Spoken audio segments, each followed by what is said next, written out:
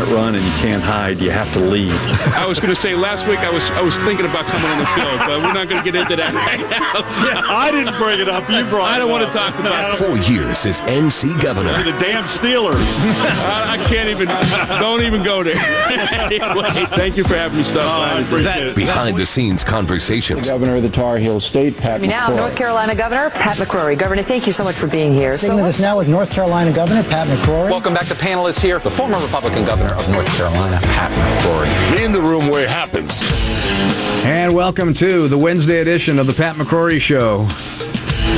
The last Pat McCrory Show before the Mecklenburg County stay-at-home order goes into effect. In fact, a little less than 24 hours from right now, 8 a.m. tomorrow is when that will happen, as announced yesterday by Mecklenburg County, not North Carolina, but by Mecklenburg County. I'm about to ask the most politically incorrect question that no leader wants to be asked. Whether they're in the military, whether they're in the Oval Office, whether they're in the governor's office, or whether in their mayor's office, or whether they're a health director. And I'm afraid to ask this question because it could be taken out of context. But it is a question that's asked behind closed doors and discussed behind closed doors, but not in front of the microphones. As we enact these policies that are attempting to protect our health and safety while also having a severe impact on our economy and also our freedom. And I'm reluctant to tell you what the question is. And I don't know what the answer is. Because it might come back to haunt me. All right, I'll go ahead and do it. What is the acceptable death rate? What is the acceptable death rate? And are we using the proper statistics to determine that death rate with this virus? Now, this is not a new question for leaders. Dwight David Eisenhower had to ask this question before he enacted the D-Day invasion. In fact, the day before the D-Day invasion, he was shaking hands of people and soldiers that he knew would most likely be killed to win the war. And he obviously had a figure in his mind about what was an acceptable death rate and what was not an acceptable death rate.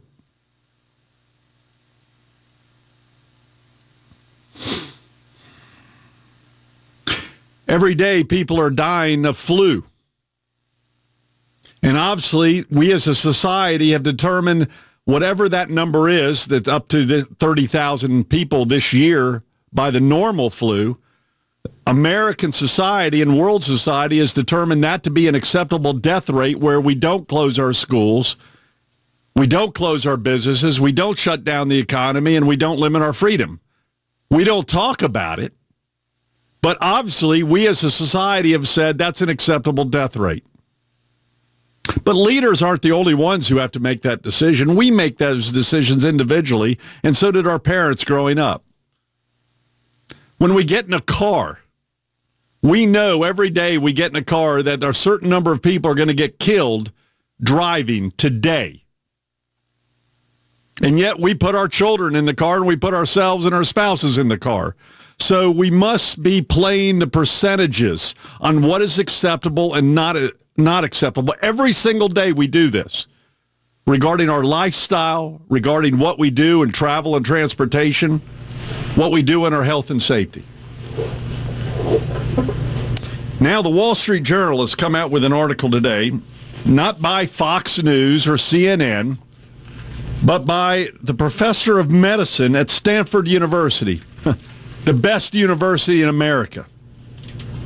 He says the following: if it's true that the novel virus, coronavirus, would kill millions without shelter-in-place orders and quarantines, then the extraordinary measures being carried out in cities and states around the country are surely justified. But there's little evidence to confirm that presence, to confirm that premise. And projections of death tolls could plausibly be orders of magnitude way too high. In fact, he says, We're basically making estimates based upon those tested, not those who have the disease. Because we already know that many who have the disease have not been tested, and we're not counting them in the statistics of deaths. So right now, we're using statistics based upon those who are tested, not those who have the disease. And those vary from 3% all the way then down, if we use the other figure, down to 0.003.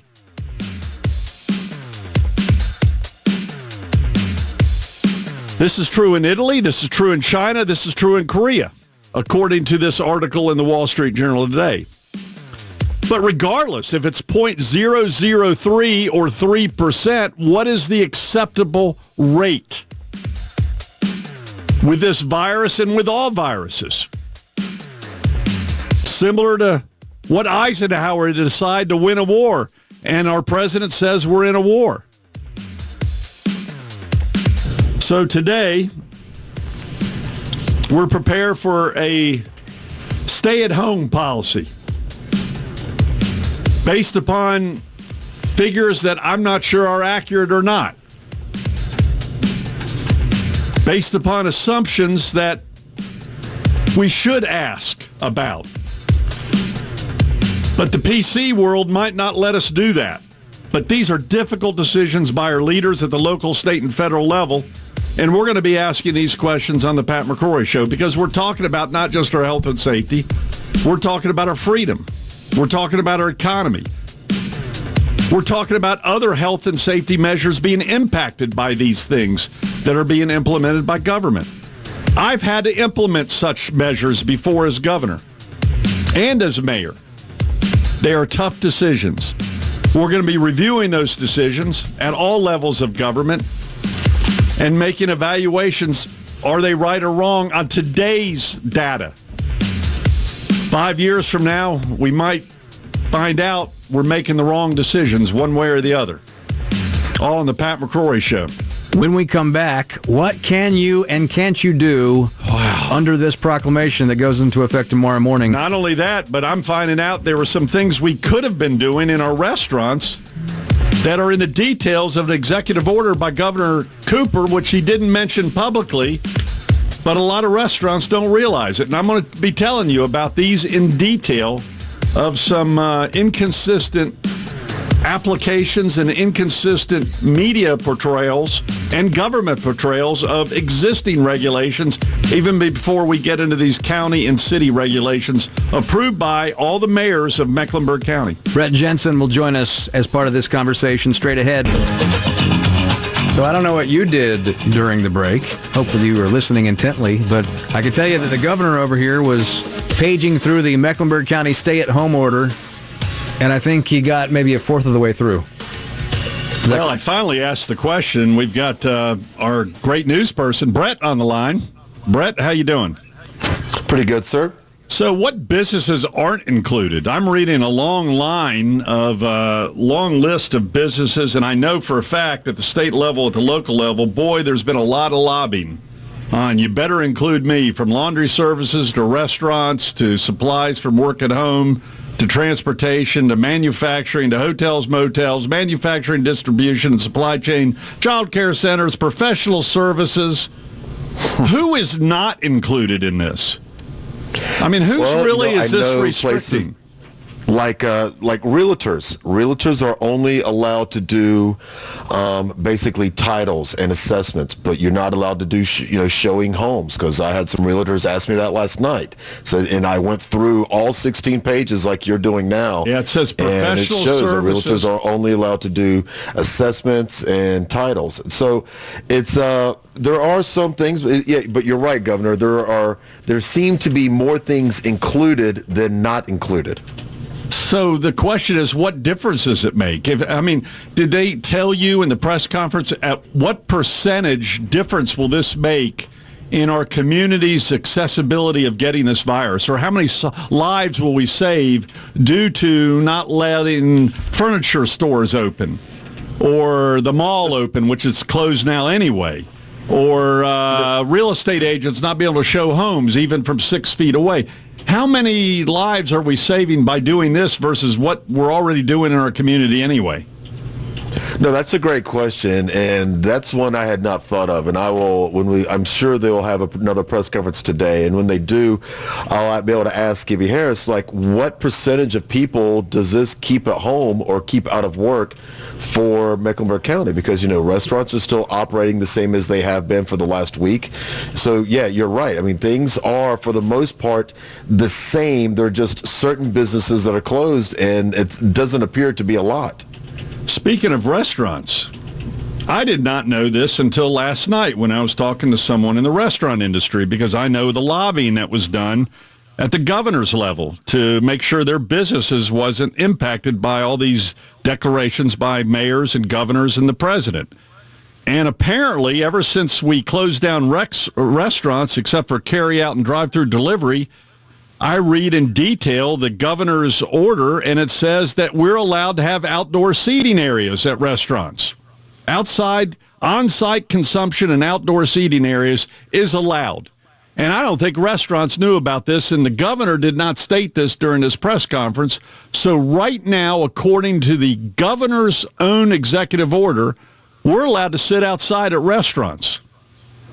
Well, that's the thing that was going on last week, Governor. There was a major discrepancy between the North Carolina Health Department and, Department of Health and Human Services and the governor's office. They were both saying completely different things about outdoor seating and patios. Now, what they did do is clarify and said, look, if you get food to go, and this is from the governor's office, if you get food, you can choose to sit there and eat on the patio just like you would at a park or somewhere else. However, here's the caveat. The servers cannot serve you anything. They cannot serve you water. They cannot serve you tea. They can't give you plates. They can't even give you eating utensils unless everything has to be to go. And if you decide to eat there, then so be it. But it also can't be more than six people per table. I have understanding of that. That makes sense. On-site consumption and outdoor seating areas. I don't think a lot of restaurants realize that. I don't think a lot of consumers realize that. I don't, and he did not mention that. People have to realize they can't serve you. They can't give you water, just regular tea, everything. You have to get it like it's to go and then eat right there. That right there could keep businesses in business. So it's seating versus serving. No, they're allowed to seat. They're allowed to sit. Outside consumption and outdoor seating areas. I'm reading the governor's executive order. I did not know that when we were saying let's help these restaurants. And I don't think a lot of restaurants realize, due to successful lobbying, I might add, by the Restaurant Association to the governor, and I think the governor made the wise decision to say outdoor seating areas, but he didn't mention that in his press conference. And the media has not mentioned that if I go to a McDonald's and they have an outside seating area, I can sit there. Or if I go to my favorite pub, the Selwyn Pub, I can sit at the Selwyn Pub if they allow me to. Correct. And then I can go back up to the bar, I guess, and get a beer to eat with my meal. No, you cannot. Where's that say? Because they're not allowed to serve you drinks like that. Everything has to be to go. If I say to go, give me a to-go drink with a cover on it. Well, that's a different aspect. Absolutely, it's a different aspect, but that could make or break a business. Well, I'm wanting all the restaurants to know right now that they can have outdoor seating. As long as you don't serve the people, you can give them their takeout package, and then they can come sit down. And by the way, you can leave your people a tip because they're probably going to have to clean up something anyway, in reality, and use common sense. Sit 6 feet away from each other. But I'm just learning this now, and it's my fault. I didn't read the 10-page executive order. I was just going by the news accounts. Well, yeah, that was a big thing that I was on last week when they first had issued it, because some people were having outdoor patio, and I contacted both departments, the North Carolina Department of Health and Human Services and the governor's office, and they were having conflicting orders. Well, I'm And reading the then order they right finally now. decided, yes, you can sit on the patio or balcony. So what or other whatever it is, jobs if you can want we to. not do that are really different from yesterday? I mean, really, are there? Now, I have a sister in the furniture business. I guess she can't go sell furniture in her store anymore, which is, I think, ridiculous because she could stay 6 feet away from her customers. Now, hold that thought. Brett, can you hang on for a second? Absolutely. Okay, because we want to get into that part of things too, but we need to stay on time here. This segment, as we continue to page through this Mecklenburg County stay-at-home order, which takes effect in a little under 24 hours, 8 a.m. tomorrow morning. This is Mecklenburg County Governor, not the state, issuing this one. Right, and interesting question that's asked here as I'm reading this. What is the purpose and goal of this order? And the answer by the county, and by the way, all the mayors signed on to this, to ensure the maximum number of people self-isolate in their places of residence to the maximum extent feasible while enabling essential services to continue to slow the spread of COVID-19 to the maximum extent possible.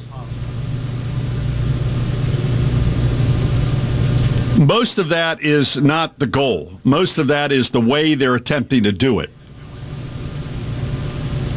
The goal, I guess, is to slow the spread. They don't give us statistics on how much they want to slow the spread versus what they're doing today. How much more can they slow the spread by implementing this process? They give no statistics in here whatsoever regarding the real objective should be we want to slow the spread by this percentage because we know it's growing by this percentage. Brett. Yes. Brett Jensen, WBT reporter, you're doing an outstanding job. We appreciate your service. Let me just ask you questions that I'd be asking if I was in elective office before I signed off on this. First of all, plumbers, for example, are allowed to continue to work, right? Correct. I had a plumber come and fix my roof last night and also my shingles because I had a leak in my house, right? Mm-hmm. That I can still have that person come fix my house. Correct. Have we cut off all construction jobs? No. So construction of high-rise towers is still allowed. They can come to work now. Correct. How about manufacturing companies that are making supplies for plumbers? That's a good question because they didn't cover all the manufacturing. We know like people that make furniture or stuff like that will not be allowed to go to work. But we do know manufacturing of medical supplies will be allowed to go to work, such as respirators, masks. How about manufacturing of steel? How about manufacturing of metals? Because we need metals and steel for our power companies, for our hardware stores, for our doctors. Are they allowed to continue? And how about generation things like on Westinghouse Boulevard, we make large turbines for Duke Energy Company to provide us power. Are they allowed to stay open? That falls into the gray area, and personally, Governor, I honestly don't know that. I know a lot of the manufacturing jobs are not allowed to continue, and I think it would probably be up to each county or each state to determine which ones are going to be allowed. And I would almost guarantee that many of these businesses are calling the county right now saying, does this include me when it comes to manufacturing? Because I'd like to justify almost any manufacturing company that is making things needs to stay open because we're relying on those things just for our basic supplies and necessity, including plastic. Well, but manufacturing supplies like cars do not need to be made right now. People have cars, and there are a lot of cars at car dealerships. Which car dealerships will be closed? Well, they can service the cars. Correct. So you can go and service a car. I assume they'll go and sell you a car while they're there. Is government going to step in and go, whoa, wait a minute. In my car, if you take your car and they go, it's too expensive to fix, okay, I want to buy one, or are they going to go, you can't do that. That's against the rules. Well, I mean, I don't think I've ever had my car serviced at a dealership, but yeah, I mean, that you make a good point, but I don't think the salesman would be allowed on the lot.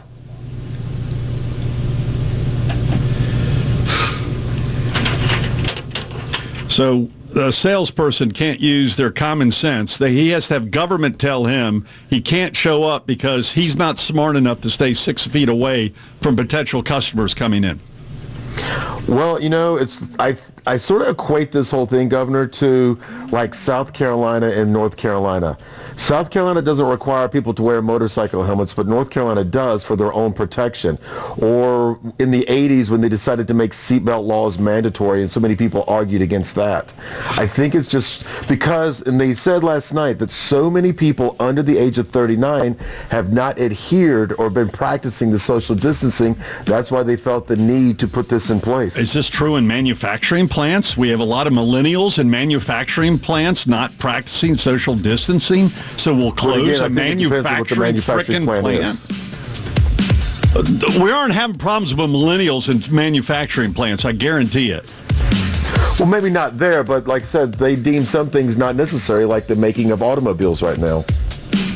We need automobile parts right now because we need trucks to deliver our products and food. And if the truck breaks down, we need those truck supplies.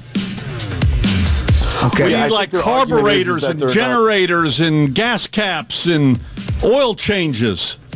Oh, but I think they would argue that most of these places already have a ton of those backups in supply. Oh, similar to what hospitals had as far as backup regarding masks and everything else. No, well, that's because there was such a big run on them. All right, we got to take a break here. 8:45. I'm shooting the messenger, and I don't mean to, Brett. You're off the stand now, Brett. Fine, Governor. You ask a lot of great questions that I honestly don't have answers to, and to be perfectly honest with you, I guess the biggest question is, how much of a difference will this big headline of stay at home make a difference in the spread of this disease versus what we were doing before, versus the economic impact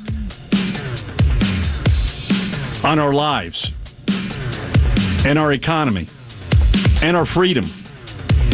All right, here's where we are at 8:53. Coming up in about 10 minutes, we're going to talk to Charlotte City Councilman Tariq Bokhari, and also next hour, someone from the hotel industry coming on with us. Yeah, and based upon my experience in doing executive orders, both at the local and state level, there are several criteria that I tried to follow. Was not always successful, but I tried to follow, and we're asking the following questions. First of all, will this make a difference? And if so, by what statistical difference is their goal to reduce this virus? From the change of the restaurants we've closed, the work that's already closed, the less people already on the road, certain businesses already shut down, schools are shut down. Now with this stay-at-home order, what percentage of differences in the spread of virus will this actually make? Or is it just a message of how serious we are? The other question you need to ask before doing an executive order, is it clearly understandable? And is it consistent in its application? For example, it says I cannot go visit a relative. Well, I have a sister that I love dearly that now can't go to work to sell furniture due to this executive order, is home by herself. Her children are long gone. Go keep her company. It says I can't go visit my sister. But there's another line in the executive order that I can go visit a relative for support or care. Well, I could then, I guess, tell a police officer that pulls me over and goes, I'm going to visit my sister for support. Or should I call my sister up and go, hey, let's rendezvous at a park and walk together, as opposed to visiting each other's house? Is that any different, staying 6 feet apart? Is it consistent? Is it consistent in what businesses we chose to be exempt and what businesses we showed that weren't essential? Can you imagine certain parents coming home and, Daddy, why are you home? Are you not an essential business? No, dear, the government says my business is not essential. But you know what? Government might not realize that his business or her business is essential. For example, if they work for a company that provides supplies or makes supplies to hospitals or to plumbers or to auto dealers or to all those other companies that are allowed to stay open. For example, wonder if you're a software worker and your software keeps the financial businesses open, do you get to then go to work? So the other criteria is it understandable and are there consistent applications? The first criteria, will it really make that big a difference, and is it measurable?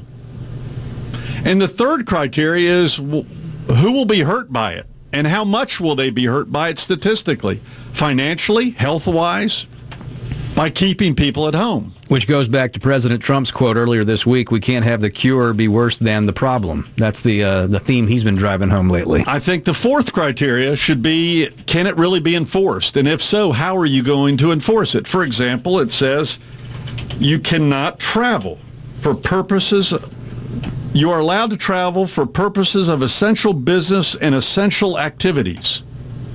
Well, how do you define that?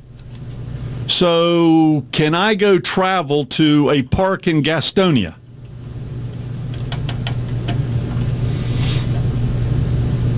What's the definition of travel? Can I catch a flight to go to meet the press? I guess because I'm a member of the media, I'm exempted. So no travel whatsoever in Mecklenburg County. I don't know how that's defined. But the fourth criteria I'm asking is, who's really impacted, and is it worth the impact? Now, the health director apparently said the major problem they're having with millennials. Maybe we need to find out more detail. Millennials doing what? And if they're doing certain things, maybe that's what we ought to target. Are they loitering in the South Park Mall parking lot that's closed anyway? I wanted to go get some golf balls so I could play golf, which I'm pleased. We can still play golf. But I can't find any golf balls. Dick's is closed. Well, this goes back to your point about not the end of the assembly line. The supply chain. With the supply chain, yeah. The new numbers that came out yesterday, the highest group of positive cases, ages 20 to 39, 51.8%. But under 20, 1.9%. See, the Wall Street Journal, the professor of medicine at Stanford, one of the best universities in the world, a very liberal university, is now, the headline is, is this, what do we call it, COVID-18? COVID-19. COVID-19. The headline is, COVID-19 is deadly as they say. You know, that's a good question. If you get the Wall Street Journal, you ought to read it. It's questioning some data that I've never seen before. By the way, the headline below that, minorities bear the lockdown's economic brunt. Another headline, a total shutdown could cost the economy $1 trillion a month. We need more tailored measures, like outdoor seating for restaurants, which is currently allowed and we didn't know it. Tariq Bokhari will join us coming up right after the news. City Councilman here on the Pat McCrory Show, hour number 2, next. Somewhere between the right and the left, that's the middle. 4 years as NC governor. This is the best of America. God bless y'all. Behind-the-scenes conversations. You can't handle the truth. No talking points. Hey, Pat, it's Donald, and I just want to tell you to keep up the good work. We're proud of you. Perspective you won't find anywhere else. Don't put your stupid hat on. Hour number 2 on a Wednesday, the Pat McCrory Show. Making sense of the proclamation yesterday. And we're honored to have Tariq Bokhari, the city council member, District 7. 6, on the air today. Tariq, welcome. Glad to have you. Good morning. So I've had to do a lot of proclamations and executive orders during my career as mayor and governor, and there are 4 criteria that I typically try to follow. First of all, what are the measurable responses or results and goals? Measurable. Is it understandable and consistent in application? Can it be reasonably enforced? And what measurement is used to also measure the potential harm that it may cause to people, places, or things, or the economy? Does this meet any or all of that criteria that was signed off by all the mayors in Mecklenburg County? That's a tough set of criteria to place on this one here. So I would say that there's a lot of confusion around right now that we are just getting bombarded with around the gray area. I think what this does, and I don't want to critique my colleagues, in the county and the health director. Well, this isn't just the county. All the mayors signed off on it. Right. And so again, so this is a city too. Exactly. And they, without a lot of the detail that we're seeing now, they prepped all of us as well, Pat, and they gave us kind of a general idea of what was coming to see that we had a head nod. We weren't asked to vote or anything, but they wanted to make sure that none of us had a crazy problem. If we had this all over to do again and we had infinite time, I think we would have very much liked to have used those 4 criteria you said, because right now we're feeling the impacts and repercussions of everyone in that gray area who's saying, well, what about me? I'm a real estate, somebody in real estate that needs to show houses. People need houses right now. How is that not critical? And I have just a laundry list of questions we're trying to get answered like that. But at the end of the day, I mean, it's double sides of the coin, which is we could have avoided all that confusion, but the other side is just getting people home, right? Was that more important right now, given the fact that our next major choke point isn't going to be tests and the ability for people to get tested. It's going to be places in the hospital and ventilators and things that keep people alive versus dead. Well, then that goes, I read the Wall Street Journal today, and there's the head of the Stanford School of Medicine is questioning the stats regarding the actual death rate of this disease. And so I guess the other question, what are the measurable goals of how many more people are we going to get not within 6 feet of each other because of these new rules versus the old rules? Was there a percentage of improvement that the health director stated to all the mayors and council members? Definitely that level of information didn't make it to me. We had a lot of follow-on questions. There was only so much time and things they told us. So I definitely had a level of uncomfort going into it, but these days in this crazy time we're in, I believe me, I understand. I'm not being critical. I'm just asking the questions that leaders have to ask. Yes. Because you know that your customers are going to ask them, the constituents are going to ask them, and if there is confusion, sometimes that creates more problems than you're trying to solve. No, you're absolutely right. You're absolutely right, Pat. And the other real quick issue is manufacturing. Every manufacturing company is making probably a product that's somewhere we need in the supply chain. And I'm a little confused about what manufacturing companies are allowed to stay open and which ones are not. Well, let me add that to the list. I will... For example, on Westinghouse Boulevard, we have manufacturing company that makes turbine engines and so forth for future utility needs. Do we just stop making them? And if equipment breaks down, what about the supply chains of metals and aluminum and other things that are made within Mecklenburg County? A lot of tough questions. And again, I'm not throwing stones, and I don't mean to, but this is the tough part of leadership. And I'd like to thank you for your leadership and your willingness to come on. No, it's my pleasure. And again, my role right now, from the city's perspective, given that, each of us, the city, the county, and the school board, as you well know, play very different roles and different topics in this. I'm just trying to, as a constituent service mechanism here, real quick, gather up these questions and answer them. Travel. Ask about travel, too. It says no travel except for essential travel activities. That means I can't travel to Iredell County. I mean, or is someone going to stop me from traveling? I will. It's already on my list. You cannot leave the building. I cannot. They're saying I can't go to Lake Jimmy. Oh, now that this just now got real. It really happens. Tariq Bokhari. Hey, God bless you, Tark, and God bless the mayor and all the health officials and others who are making these tough decisions. But that's why they're being paid the big bucks, right? Right. God bless you, buddy. Thank you. God bless the mayor and health officials and governor and everyone else who's doing the best they can. All right, thank you, Tariq. We will talk about enforcement, among other things, with Gaston County. Oh, boy, he's going to bring up an issue of guns. Sheriff Cloninger will join us next. The Pat McCrory Show continues. We're going to talk to Gaston County Sheriff Alan Cloninger momentarily. And then later this hour, coming up at 9:35, we're going to talk to someone in the hotel-motel industry here in Charlotte, a sector of the workforce that, at least as far as talking to them on the air, we haven't heard much from. But well, they're getting obliterated. Basically, the hotel industry in Charlotte and in North Carolina is obliterated. And I think some of the rates and some hotel rooms have about 7 to 8% occupancy. Others have 30% occupancy at its highest. But a lot of people are being laid off right now nationally in the hotel industry. And what's interesting is the Mecklenburg Proclamation says no travel. Travel except for essential travel and activities. Does that mean people can't travel into Charlotte?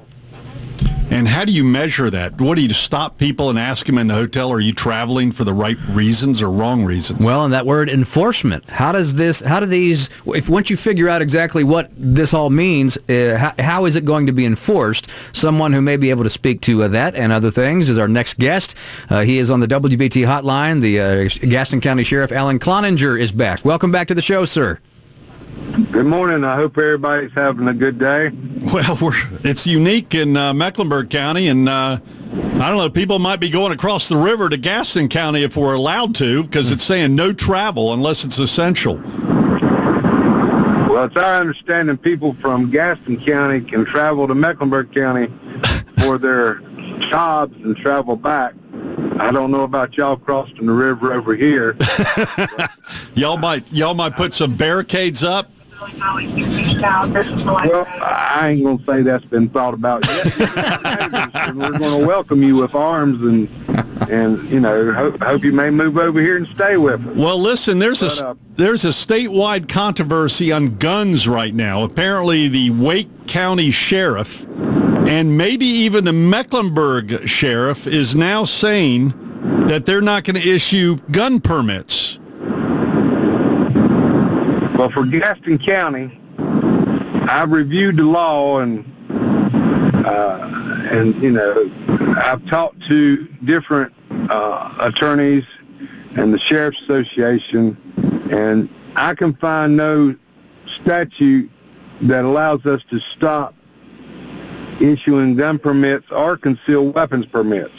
Now, the concealed weapons permit procedure entails taking fingerprints to start the process. Now, most sheriff's offices across the state have stopped taking fingerprints for the public, like for a job or something of that nature. But at my office, we are still issuing handgun purchase permits and concealed weapon permits and renewals. But we've had to adjust how we do it, if you want to hear that. Well, you know, it's kind of ironic. When I was governor, I fought hard to continue to keep the sheriffs with that ability to give out the permits as opposed to having the bureaucracy do it or someone else do it. In fact, I got some heat from the NRA on that. And now maybe this is what the NRA was scared of, is that the some sheriffs who don't want any sale of guns could use this crisis as a method to stop it.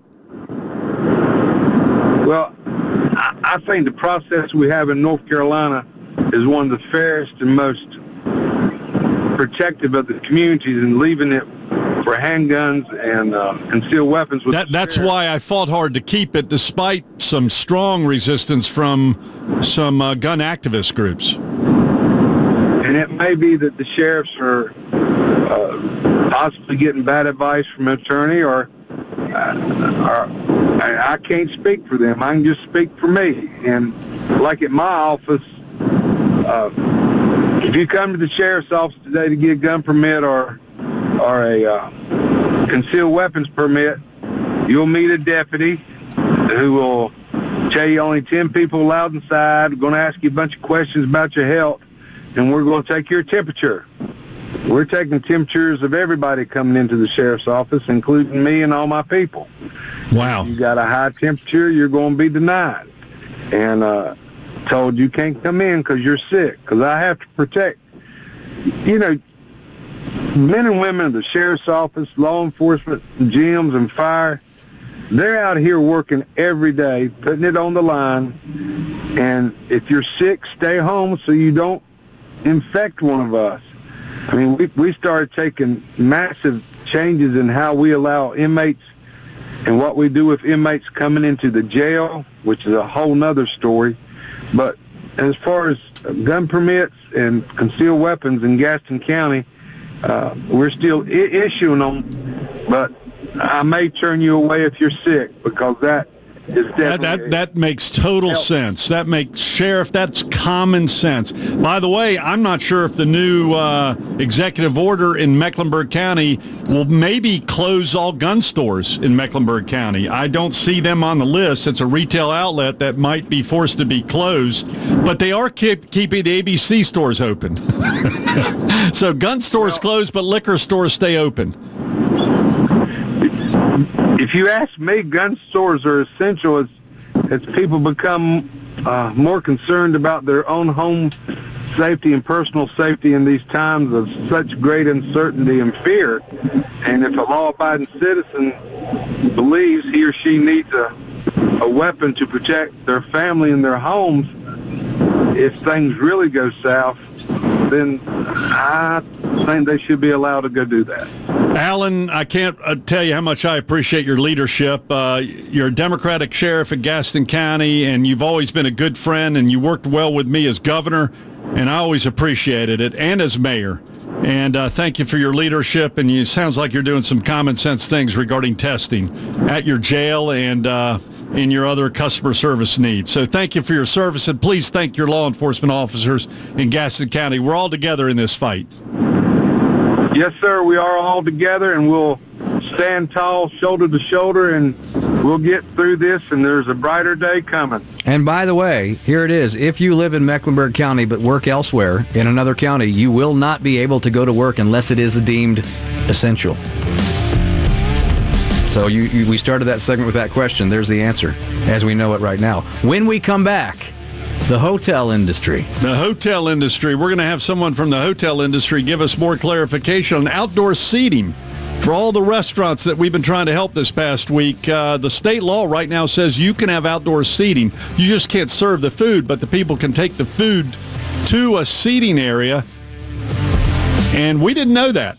And it's right here. I'm reading it verbatim in the executive order by Governor Roy Cooper. He just didn't say it in his press conference. So we'll get Vinay Patel, who he and his business own a lot of hotels here in the Charlotte region and in the Carolinas. And we'll talk about the restaurant and hotel business and how they're being impacted by all these executive orders. That's when we how they're helping the community, too, by the way. Pat McCrory Show continues next. So what is the impact on hotels and restaurants and regarding these executive orders at the state and local level? And we need some clarification. And what are all their employees doing at this point in time? A good friend of mine, Vinay Patel, who is a major business person whose company owns a lot of hotels in the Carolinas, on the line. Vinay, welcome. Glad to have you here. Thank you very much, Governor. Pleasure to be on with you. Well, I just appreciate your community service, and you're headquartered right here in Charlotte, North Carolina, and you're a big part of this community, and I appreciate it. First of all, clarification. I just read the governor's executive order, and it clearly states that there can be open outdoor seating for people who do takeout. They just won't be served, but you can actually sit down outdoor on the patio or whatever, or on the sidewalk where they have gates, seats and so forth. I don't think a lot of people realize that. I don't think it did, because it was never really emphasized.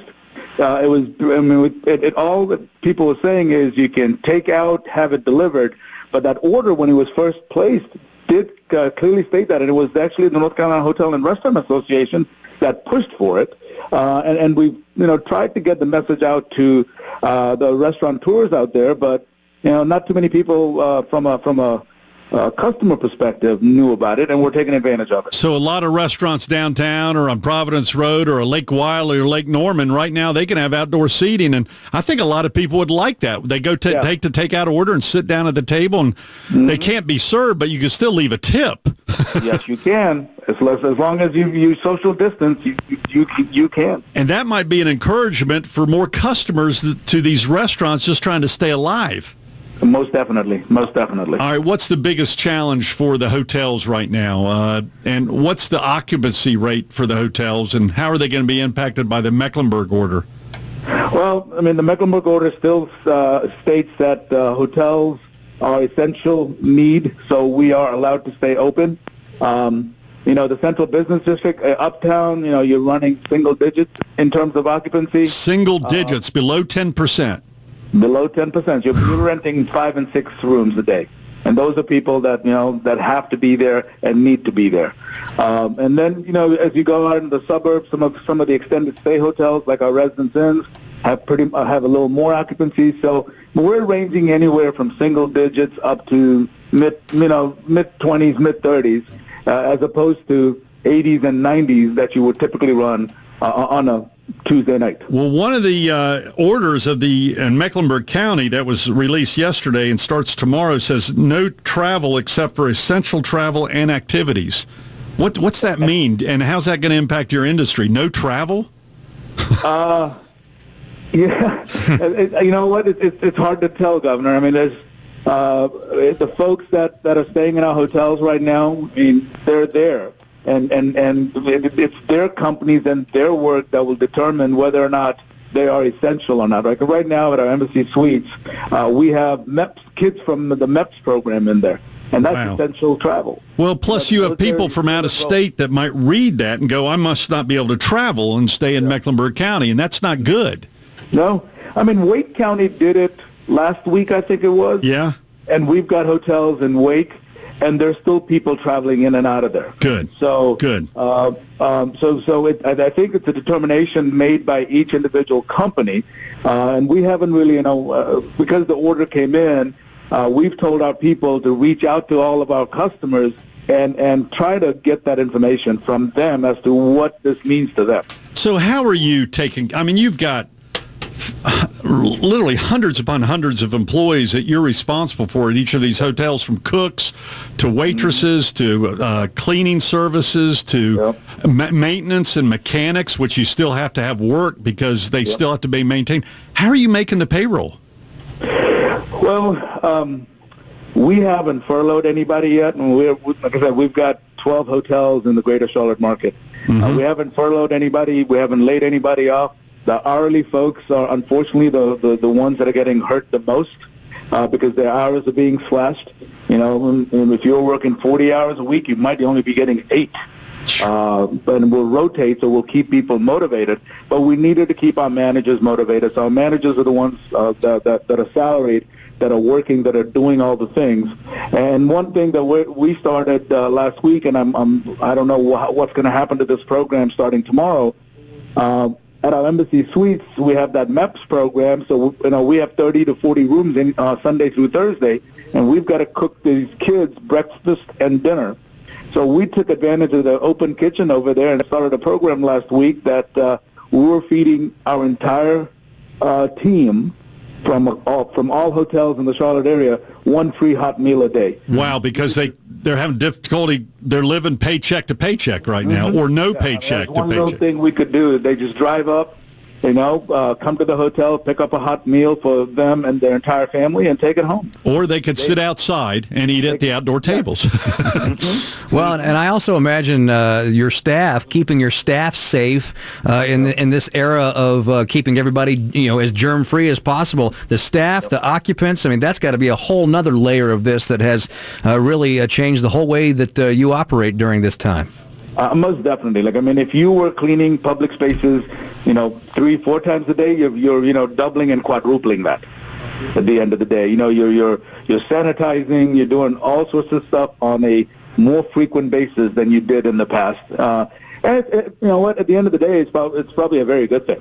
Vinay Patel, I can't tell you how much we appreciate your involvement in this community, your team's involvement in this community, and our prayers and best wishes are to you and your entire industry as we try to manage our way through this crisis.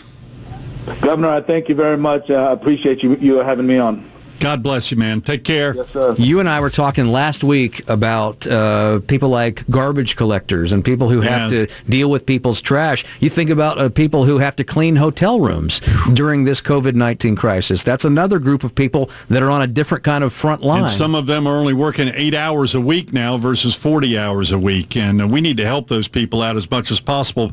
But this brings up the whole question, at what point in time are we going to return to a normal economy and tell people to get to work? It's kind of interesting. The president is now saying he wants to shoot toward Easter to do that. At the same time, local and state governments are going in the opposite direction.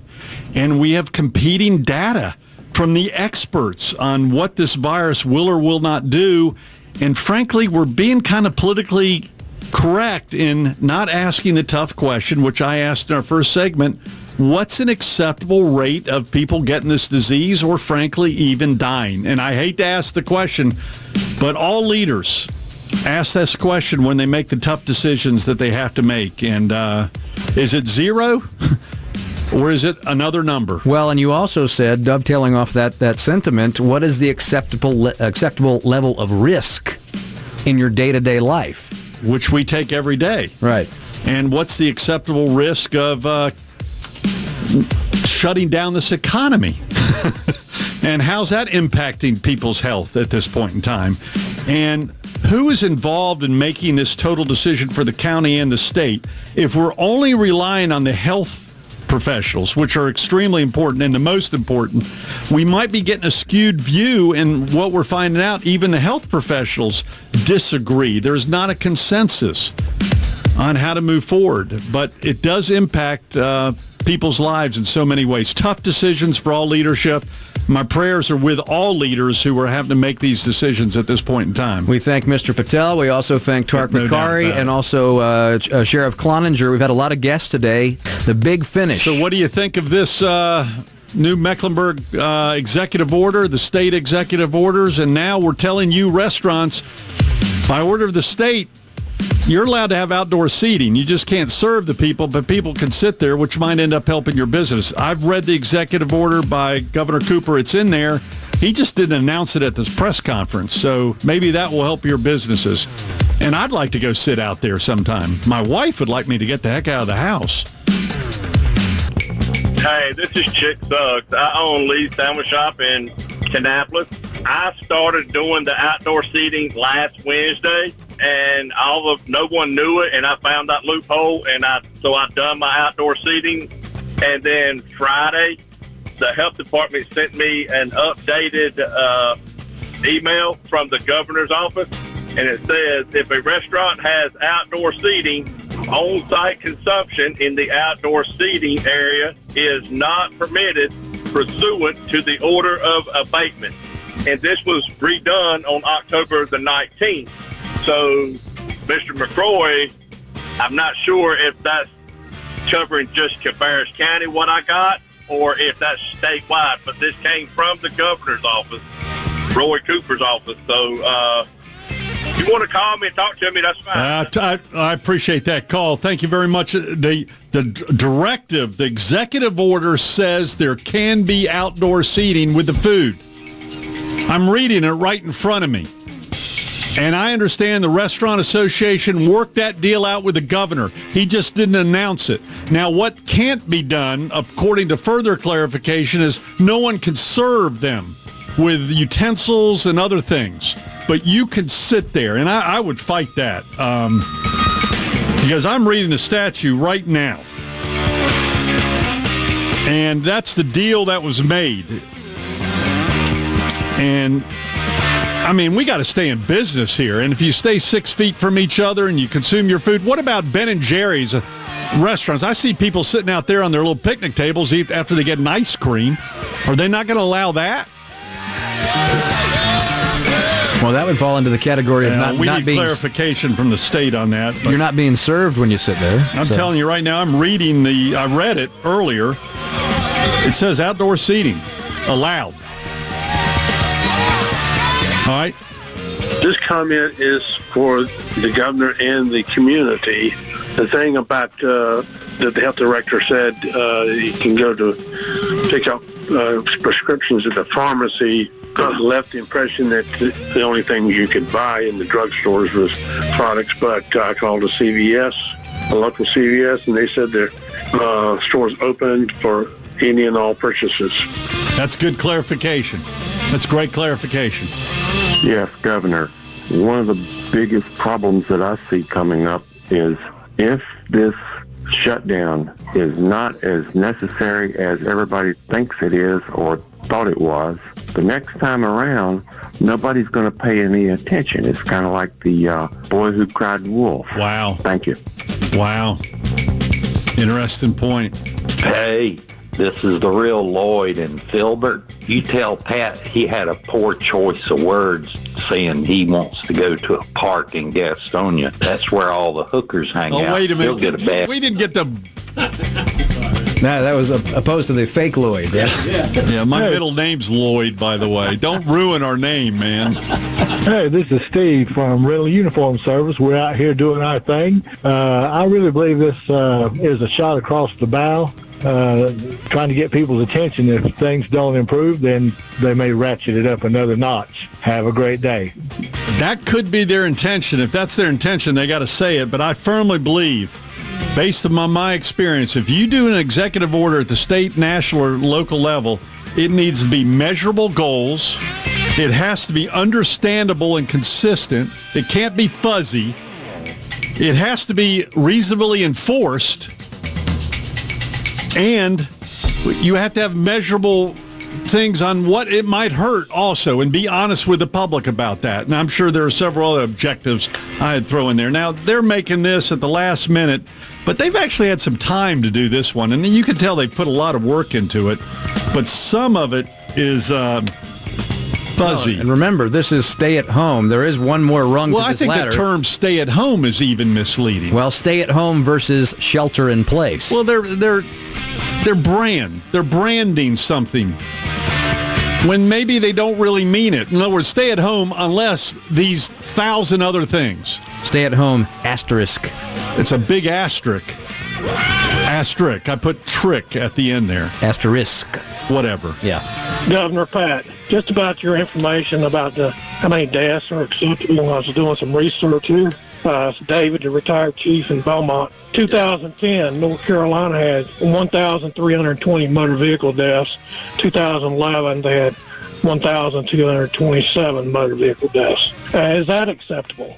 So that's something. You have to make a decision. Thanks. Have a great day. Those are tough questions. We shut down the highways because we have 1,000 deaths or more every year in North Carolina. No, we try to make them safer. We try to do reasonable seat belts, barriers. We've changed bridges and interchanges and designs.